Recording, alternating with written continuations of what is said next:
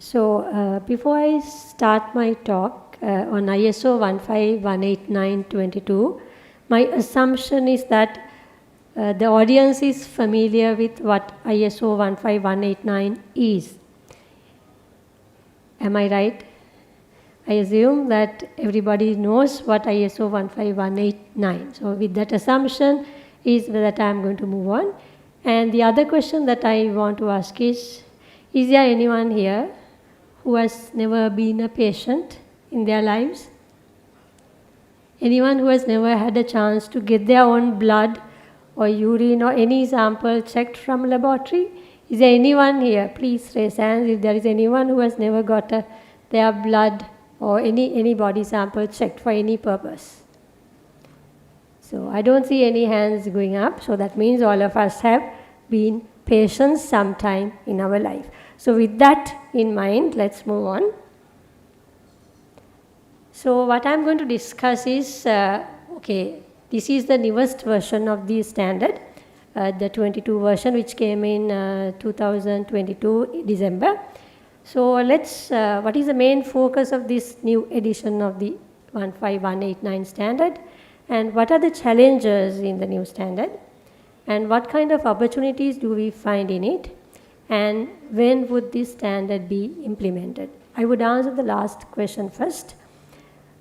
Now 6 months, more than 6 months have gone. So any laboratory applying for accreditation from the Sri Lanka Accreditation Board based on this 15189 to show how the quality of your laboratory and the competence, now we need to apply based on this new standard. So it is applied, but there are certain laboratories who have already accredited by the earlier version, the 2012 version. They will have a grace period about 3 years from the publishing date, transition period where you can move from the 2012 version to the 2022 version. So where is this standard coming from? I think it's good for us to be familiar with the International Organization of Standardization, which I think by this time has produced more than 24,000 standards, which would tell us how better we can do whatever we do in our laboratories, institutes. So they have hundreds of, thousands of standards. So when you have time, you can visit their website and see what they are doing. So this is so if you search for ISO 1518922, this is the page that you get. And you can see it has been published in 2022 in December.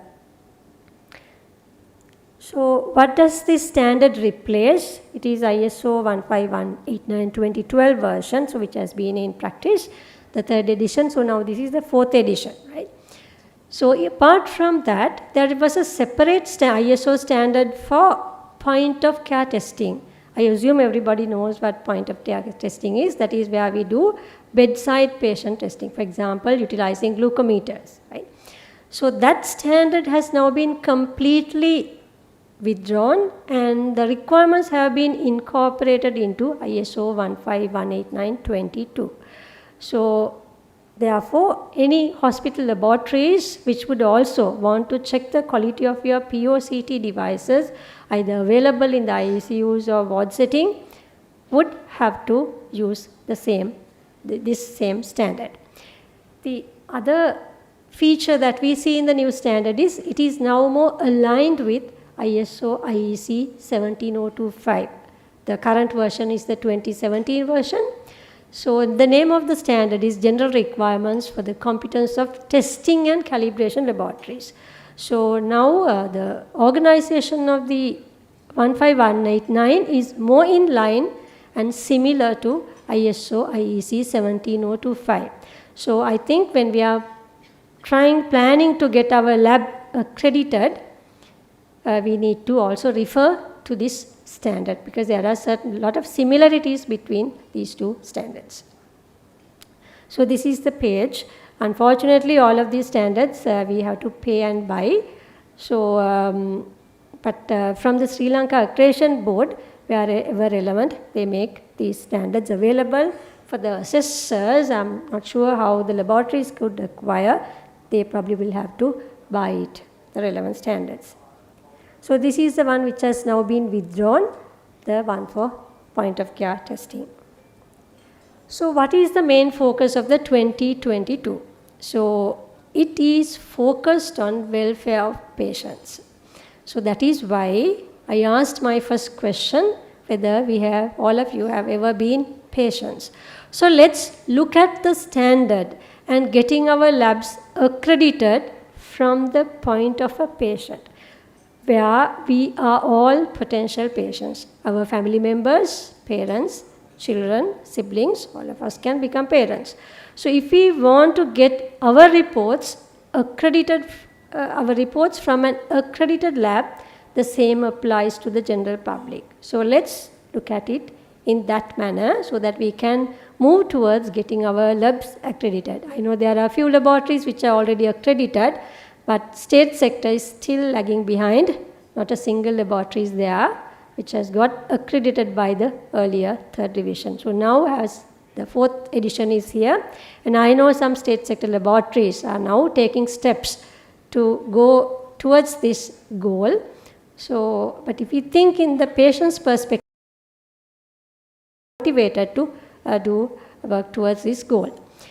So they believe by adhering to this standard, we can improve the satisfaction of the users. How? We are trying to increase the confidence in our reports. I mean, our users are our patients and the doctors. So we can increase their confidence in our reports if by improving the quality of our testing. There are lots of things that we can do. I mean, we are doing lots of things already in our laboratories, even if though we are not accredited. But we can have documentary evidence to show that we are doing things all right by adhering to the standard. And also there will be a lot of emphasis on improving the competence of the personnel in the laboratory. So again, I need to emphasize why it is important to get accredited by ISO 15189. So this guide tells us to identify risks in laboratory testing. Nowadays we hear about a few patients here and there dying from some adverse incidents. I mean, nothing to do with the laboratory, due to some treatment aspects. So one opportunity that we see in this standard is it talks so much about risk identification before something happens. So that is one emphasis of this standard compared to the earlier one. So identification of risk, which I will talk about a little later. And we need to look actively for opportunities for improvement. We cannot be complacent and just do what we have been doing all throughout the history. We always need to move forward. We cannot be stagnant in a laboratory because the laboratory sector is rapidly advancing and we need to move forward. Keeping in mind, the moving forward is to improve patient outcomes. So the expected benefits, is it only for the patients? No. We would reduce the number of invalid results if we adhere to the standard, and also would reduce the harm not only for the patients but also for the laboratory personnel, the public, and also the environment. So there are lots of clauses which addresses safety requirements regarding all these aspects. So in the new standard, how are the contents organized? I need to give a little bit of introduction to the standard. So in earlier one, 2012, it was only 5 sections. So 1, 2, 3 are the same. The scope, the normative references, I mean on which other standards, which this one was based on, that is what is meant by normative references. And then we get the terms and definitions, which is again similar, but the terms and definitions are a lot more compared to the earlier one. And then the general requirements, structural and governance requirements. In the earlier standard, there were only 5 sections. Now we have 8. So resource and process comes next, which are basically in the earlier standard was technical requirements. And in the earlier standard, third edition, management system requirements were clause 4. Now it has been brought down. It is number 8. And this is why it is now aligned with ISO 17025. So management requirements are at the end, but it doesn't mean that it is not important. So the standard specifies the requirements for quality and competence in medical laboratories. So we can use the standard to develop our management system. No laboratory is functional without a good management system, which includes all of us. When you hear the word management system, you would think it's something the laboratory managers, the directors, the pathologists would be doing. No, there is nothing like that. It is teamwork where all of us contribute to an effective and efficient management system. Apart from that, the users can check what we are doing, and the regulatory authorities, for example, for the state sector laboratories, the Ministry of Health can check what we are doing, and then finally we would be accredited by Sri Lanka Accreditation Board when we put in your application by utilizing the standard. They would check whether we are doing things according to the standard. So a few words about definitions. There are 32 definitions which are included. So I have just selected a couple randomly here. So talk about bias. We all know what bias is, right? So if your calibrator is deteriorated, we know we will get an systematic error introduced, right? So there are so many definitions which once you get the standard, you can go through carefully. Clinical decision limit, which is totally different from the biological reference interval. In a clinical decision limit, we will talk about diagnostic cutoff, which can be used to diagnose or treat a patient. So there are, as I said, there are 32 definitions. So I have just selected a few. I'm not going to explain everything. I think you already had a lecture on measurement uncertainty. So commutability. So that is where the calibrator and the patient sample, let's say, have the same quantity, right? If when they have been analyzed in our analyzer, if they are having the same quantity, we should be getting the same signal. But if the calibrator does not have the same matrix, which is similar to the patient sample, you may not get that result. So that is commutability in simple terms, right? So I would advise all of us to go through these definitions also carefully. We cannot ignore that. So under general requirements, there is impartiality. Impartiality is about just treating equally all patients which present to the laboratory. You cannot have any favoritism. You cannot select staff patients. You have to give equal treatment to all who present to your reception desk. Confidentiality is, of course, very important because we are handling personal information about patients, so we have to maintain always the confidentiality of all the personal information that we have. So 4.3, requirements regarding patients. So as I said, the primary focus of the standard is patients' well-being, safety and rights. So that is our well-being, our safety, our rights, because we are going to be patients, right? So don't ever forget that we are patients, we are potential patients. So, and the care has to be given free from discrimination. As I said, there cannot be any bias toward any particular person. It has to be impartial treatment for everybody.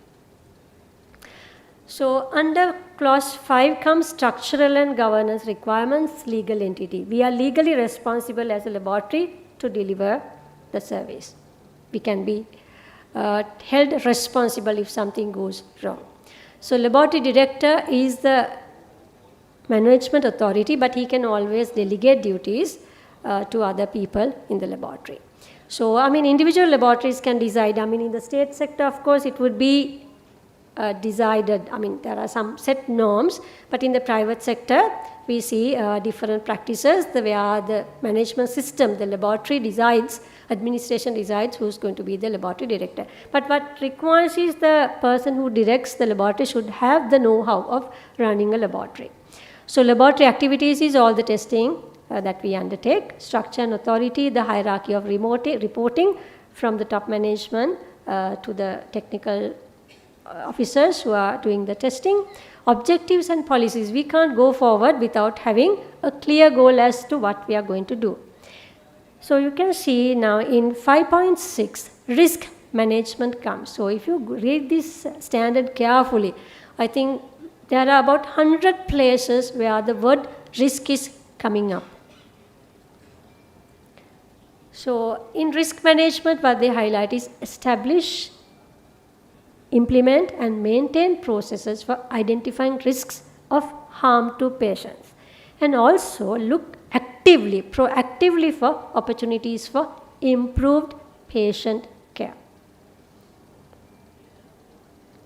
So resource requirements are quite similar to what we had in the earlier standard. So under resources, we know we have personnel, the facilities where we undertake our testing and where we collect samples, equipment, reagents, consumable, support services.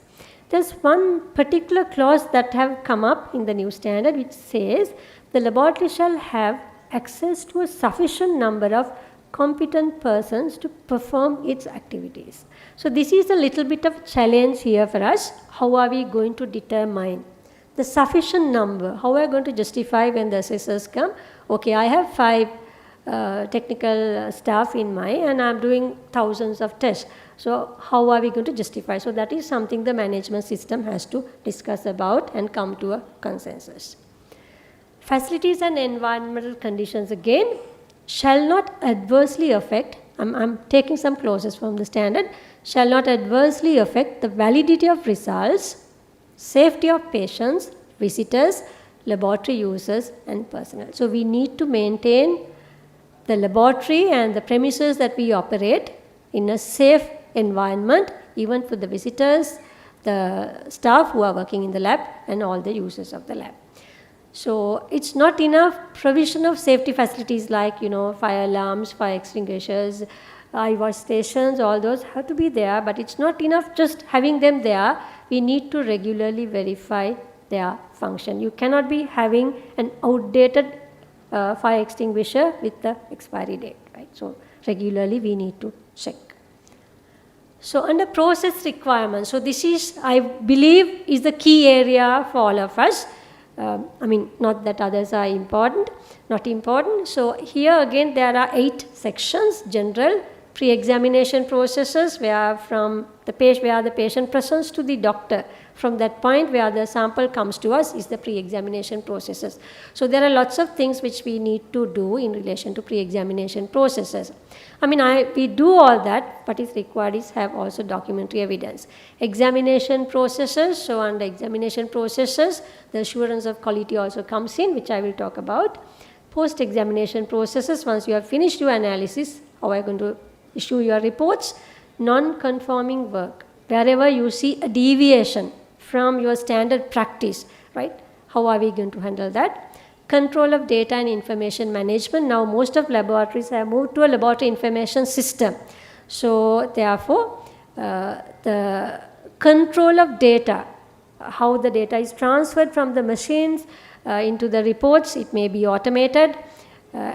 Still there may be laboratories who still do manual transfer of data. So, and the validity, the efficiency, the effectiveness, the validity of your information management system is considered in 7.6. It was also earlier in the under the technical requirements in the earlier standard.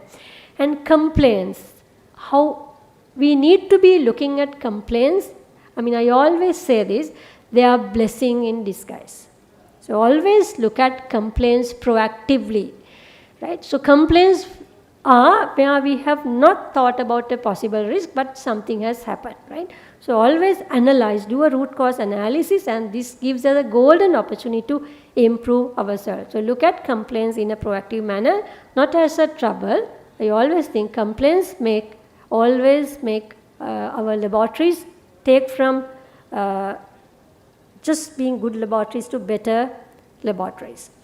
Continuity and emergency preparedness planning has been introduced into the standard. I think the standard came during the COVID pandemic, so there were disruptions to the continuity of operations, so this has also been now addressed. So under process requirements again, you can see again risks coming up. Laboratories shall identify potential risks to patient care in the total testing process. They say pre-analytical, analytical and the post-analytical phase. What are the risks? What is the chance of a laboratory issuing a wrong result? Let's say if we give a normal potassium for someone who is having a high potassium, we are issuing a wrong report. For example, there was one example pointed out today where the tubes for pediatric patients for glucose coming up in adult tubes, and we are reporting a low value. So that might lead to a lot of unnecessary investigations. So there, what we need to correct is actually the proper sample collection into the appropriate tube. So that is how we need to identify risks and eliminate risk. So we need to map our entire process, starting from the sample collection to the issuing of reports.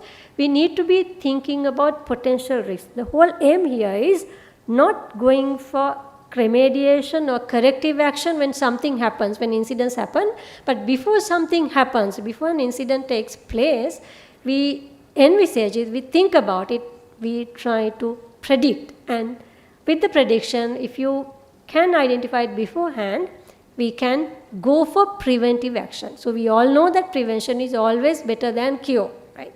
So therefore, here again, the opportunity is there for us to identify risks beforehand and mitigate the risks as much as possible. So, but at some point you will come across a situation where you cannot eliminate a risk, right? For example, we have lots of chemicals in our laboratories. So, hazard from a chemical is always a possible risk. Are we going to eliminate all the chemicals in our laboratory? We can't do that.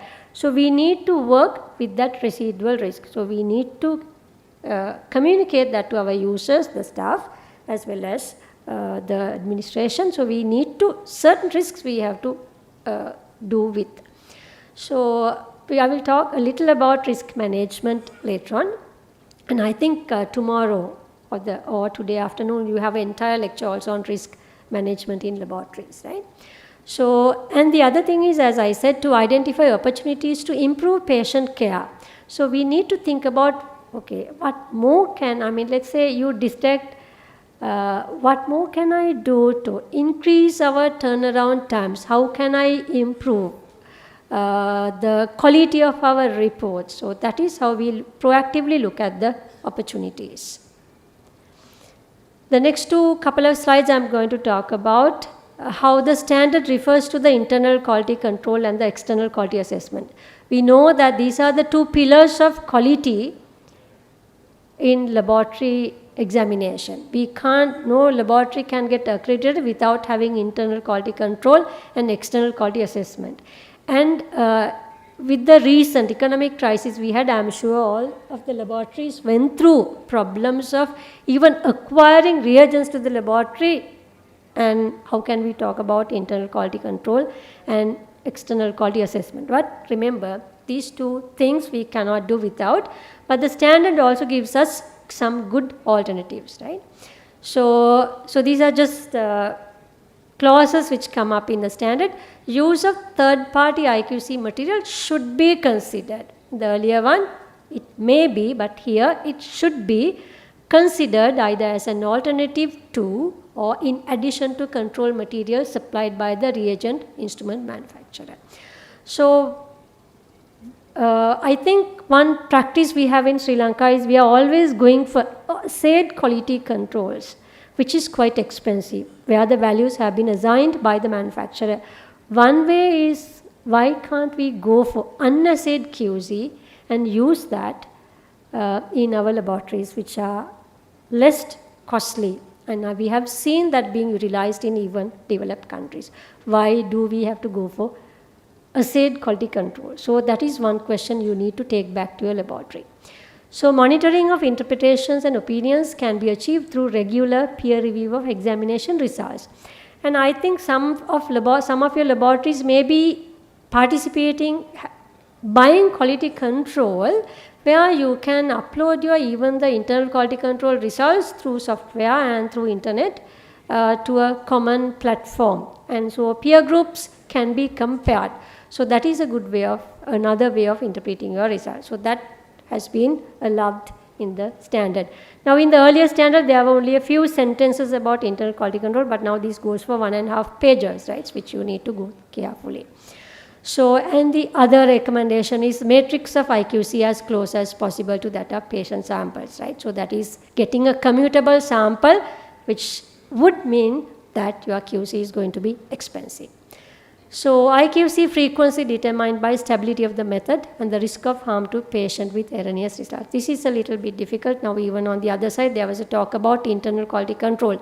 How frequently are we going to run our QC samples and the problems which are associated with this?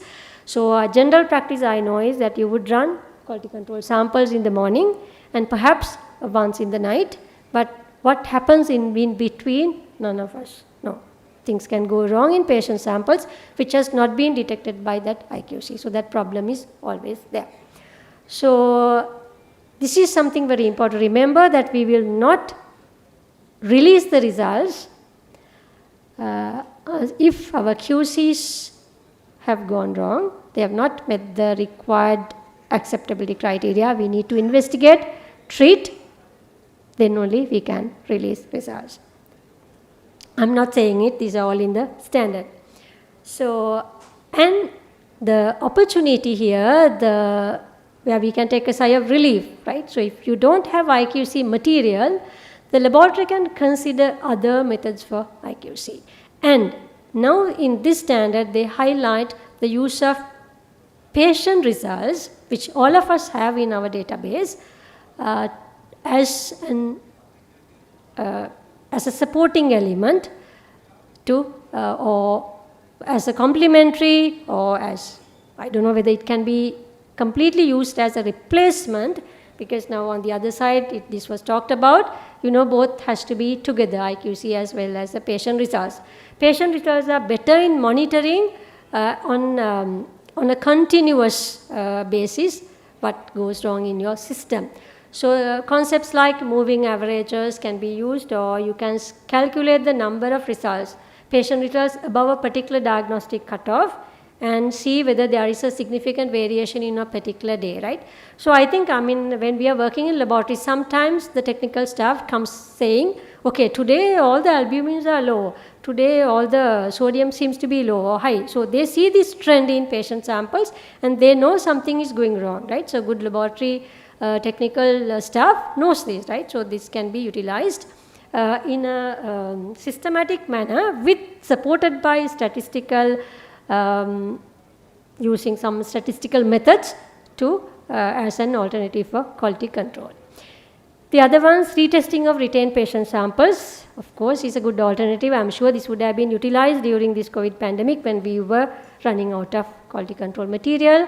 And then, of course, comparison of results for patient samples on a specified schedule from another procedure which has been validated to have its calibration methodological traceable to the same or higher order references. If you have two systems where you have a calibrator with methodological traceability in one system, that can be utilized to check your other analyzer whether you are getting the same results.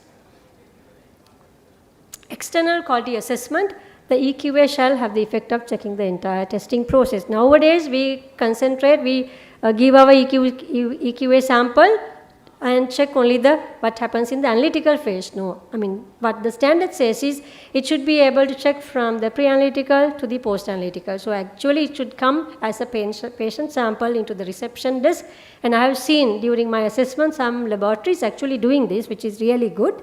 So, we need to incorporate it just like a patient sample into the system so that the entire process is being checked.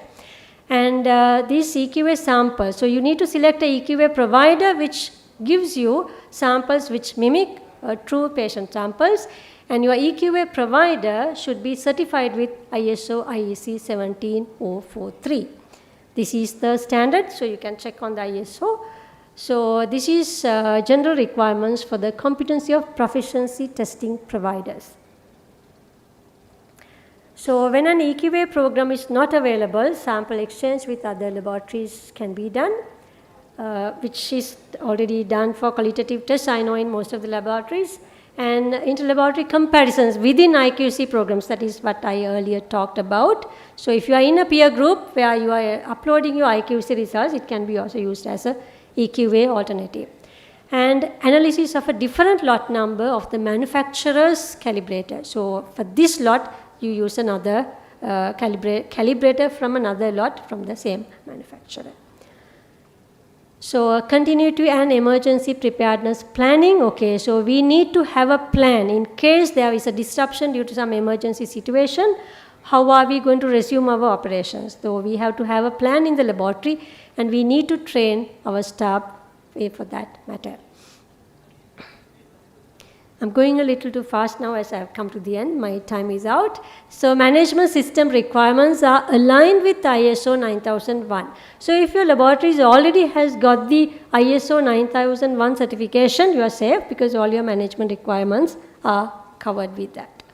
So this is the standard. 2015 is the current version. You all can check the ISO standard.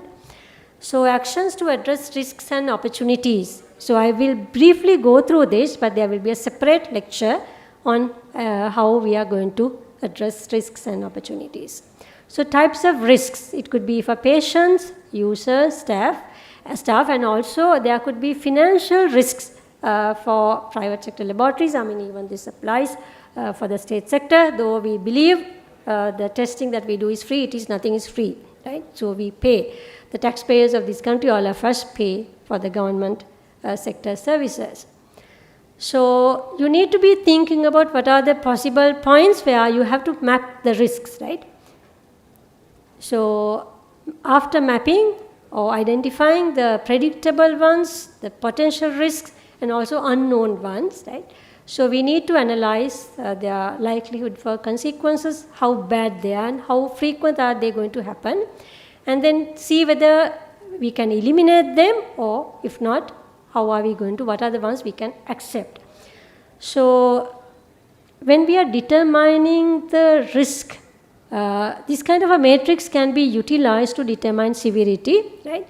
So based on the frequency, we can give a number, and also we can give a number based on the harm to the patient. If it can cause the death, then of course it's a high number, number 5. So you can, now let's say if you have a particular risk which can cause risk to the patient, death, so it's 5, but it happens once in a lifetime, so multiplied 5 by 1, it's just 5. But if it is something which causes death to the patient, then of course you have to still take action to mitigate that risk, right?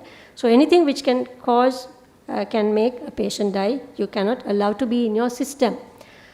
So there are different risk assessment models which I am not going to go into detail, but the standard does not tell you which model to use. You can use whatever the model you want. So one common system I am sure is adopted by laboratories is failure mode and effect analysis, where we envisage, okay, if this goes wrong, I mean if this fails, what is the outcome? So that is the basic definition of failure mode and effects analysis. So this is how we do risk mitigation. Either you terminate or accept, but it's not, and after, I mean certain ones we have to accept. If there is something you have to tolerate, then of course you can also transfer it to a third party like an insurance company. So you take an insurance against it. So bear me for going fast to the risk analysis, but there will be a separate lecture on that. So in summary, the focus, the opportunity I see is it is more patient-centered and user and personal welfare, and the challenge, right, without having a risk map and analyzing your risks, you will not be able to get your accreditation from the SLAB. So that is the challenge. The opportunity is when we go for prevention, there will be less for repetition of tests, and there will be inherent improvement of quality. And as I said, standard is implemented from June 23 from the SLAB. So these were my references, and I come to the end of my talk, and I think I've gone out of time.